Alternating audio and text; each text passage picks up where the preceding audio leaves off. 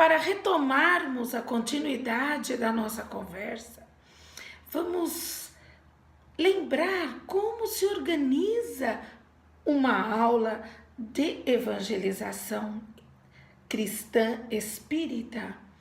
Lembrarmos que ela pode se estender, esta forma como propusemos, do maternal à mocidade. O fator mais importante é o acolhimento.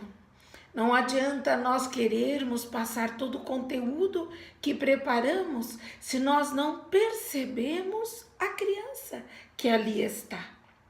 Então é importante que ela saiba o nome uns dos outros, que possamos apresentar a criança que está chegando pela primeira vez e fazermos a retrospectiva da aula anterior.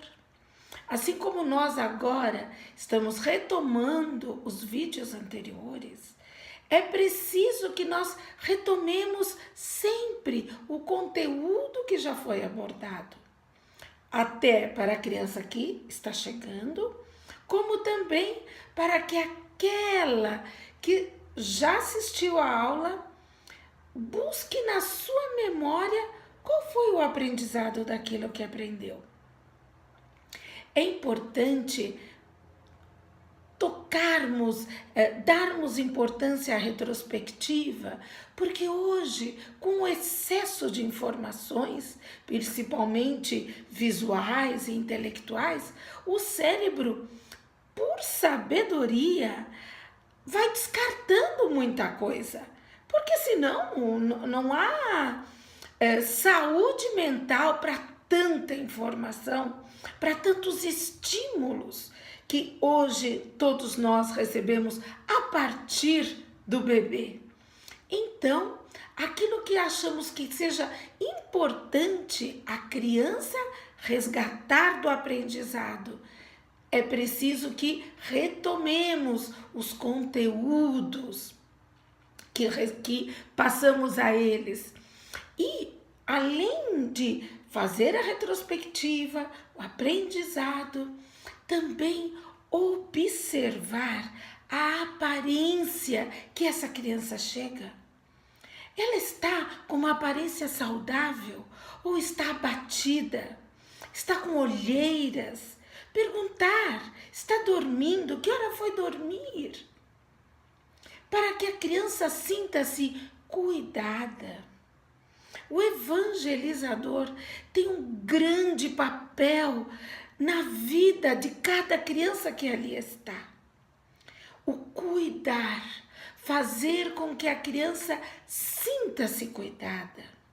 Nós sabemos que se a criança está com olheiras, se a criança está com os lábios muito brancos, se está pálida, é porque ela está com perda energética.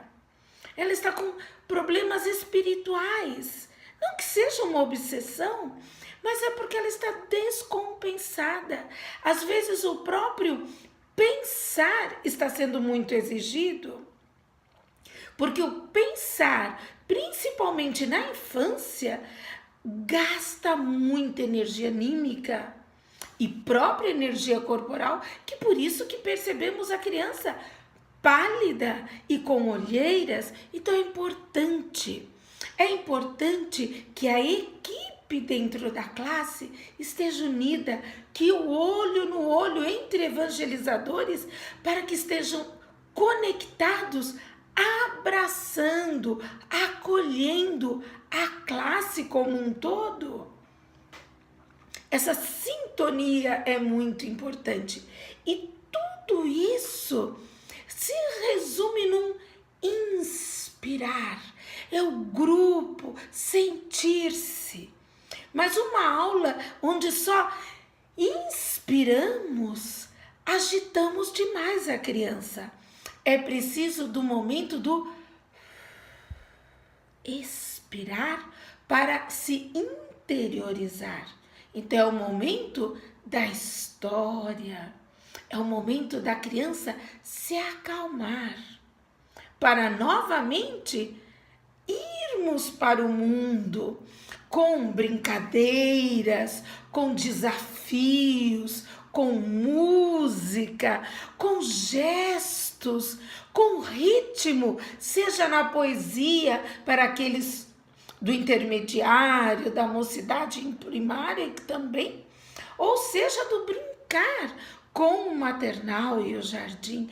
Então esse inspirar, trazer o mundo para dentro, se relacionando com o mundo, e o expirar, para que eu tenha contato comigo mesmo. Então, esse movimento na aula permite um equilíbrio para que a criança nem se agite e nem se canse. Após este momento é que nós vamos incluindo a prece, incluindo tudo aquilo que o evangelizador preparou. Mas hoje nós vamos falar sobre manualidades. O que é manualidades? É tudo aquilo que é feito com as mãos. E por que nós vamos introduzir isto na evangelização? Nós, muitas vezes, oferecemos desenhos, mas o desenho que oferece o traçado, aquilo que já está pronto e para a criança só colorir, muitas vezes não alcança o objetivo do despertar o belo dentro da criança. É preciso que o evangelizador desperte na criança aquilo que ela mesma desconhece de si, as qualidades que ela desconhece. Porque o que nós percebemos no mundo atual, com a era da industrialização, hoje se compra tudo pronto. É muito difícil uma família que se vê a família fazendo uma blusa, a família costurando, seja a mãe, seja o pai, consertando. Então, se alguma coisa rasga, uma roupa, raros são aqueles que costuram. E a criança não vê este agir no mundo, esta ação no mundo. Porque o cérebro, a mente, o pensar, não age no mundo. É preciso a ação. Tanto que se diz, a pessoa pensa, mas não fez nada, não realizou nada. Então é preciso que a criança perceba que para agir no mundo, ela precisa da ação. E a ação envolve o corpo, as mãos. Então o cérebro, ele vai, e a mente vai muito além da caixa craniana, mas o corpo todo, para que o corpo possa agir no mundo. E vejam, as próprias mãos, elas facilitam o processo de assimilação do aprendizado.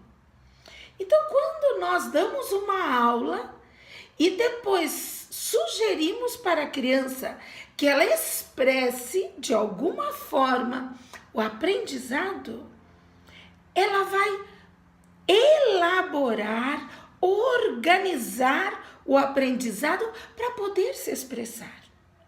Seja através do teatro, então conta-se uma história, não damos a moral da história, apesar que a gente é louco para querer explicar a história, mas ao contrário, nós temos que restringir o querer explicar para que a criança expresse o que apreendeu da história. Então pode ser pelo teatro, pode ser por um gesto, porque é a forma que ela organiza. Então a manualidade também envolve o gesto. E também podemos trabalhar a argila, a massinha, o próprio tricô. Nós vamos introduzir o tricô na mocidade. Podemos também introduzir o tricô no intermediário. A partir dos 8 anos, a criança já pode aprender o tricô. Nós iremos um pouco na contramão do que hoje se preconiza, o tudo pronto. Mas o que as manualidades oferecem e desenvolvem na criança? A paciência. Vai perceber que não é de uma hora para outra que o que está se propondo vai ficar pronto. De repente, essa atividade vai precisar de mais de uma aula. Vai favorecer o próprio autoconhecimento. Eu vou ver quais são as qualidades que eu preciso para, de repente, aprender a fazer tricô.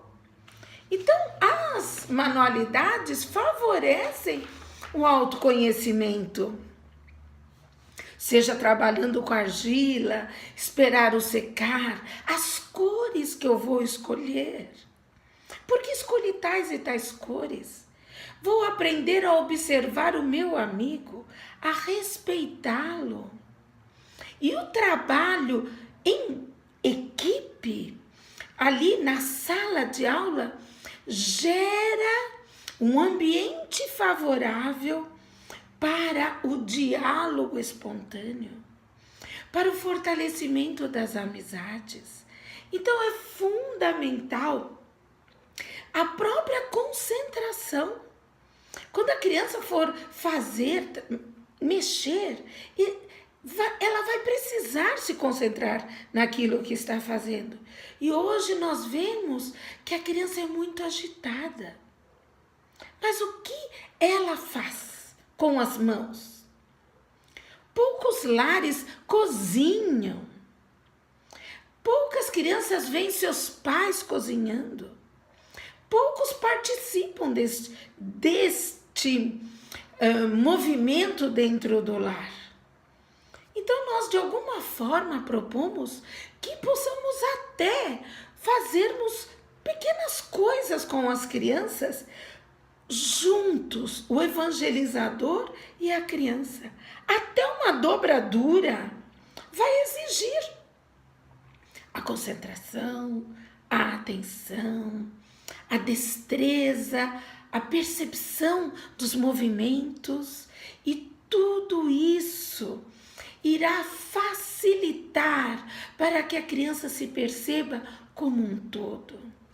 Hoje vemos um grande incentivo ao pensamento. Se estimula, se valoriza as cabeças pensantes. Poucos valorizam os artesãos, porém, é justamente essa integração do pensar, do sentir e do fazer que vai fortalecer em mim o querer. Hoje vemos muita apatia, vemos a agitação, mas pouca ação elaborada, pouca coisa útil sendo produzida. Então, a casa espírita, a evangelização, tem como proposta a formação, o despertar do homem de bem. Como é colocado no Evangelho, que Kardec nos coloca, Evangelho segundo o Espiritismo, sede perfeitos, o item, o homem de bem. O homem de bem age na sociedade de uma forma salutar, proporcionando o bem-estar ao seu redor. E o bem-estar envolve a beleza, a bondade, a compaixão, a misericórdia. E tudo isso nós nós podemos, como casa espírita, como evangelização, trabalhar a educação. Mas não a educação intelectual, mas a educação dos sentimentos, a educação das emoções, o perceber-se, o ser integral, o espírito imortal em aprendizado nesta terra abençoada. Meus queridos, que possamos cada vez mais despertar em nós essa sintonia com a beleza, com a bondade, com o amor, para que as nossas ações, o nosso fazer, possa fazer a diferença saudável no mundo de hoje. Que possamos aproveitar a oportunidade bendita que o Criador, que os bons espíritos nos oferecem nesta encarnação. E que possamos agir. Uma boa tarefa a todos nós.